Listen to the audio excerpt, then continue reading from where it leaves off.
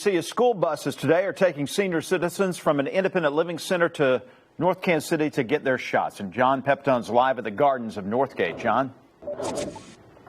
That's right, Mark. You know, North Kansas City schools are partnering with Operation Safe to provide this shuttle service to the mass vaccination clinic at Cerner's World Headquarters. Now, about 60 people living at the Gardens of Northgate, they boarded a school bus for the short trip to receive their COVID-19 shots this morning.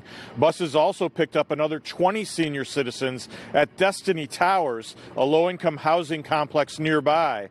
For older folks like Joyce Brockton, attempting to drive to a large-scale immunization site like Cerner's campus seemed a little intimidating because of long lines of traffic and not being sure exactly where to go.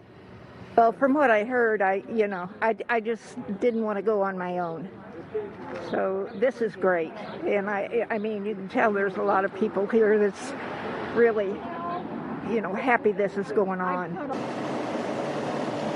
Now, the buses stayed on Cerner's campus and then brought all of the riders back home after they received their immunizations. Operation Safe expects to administer 10,000 shots this week alone.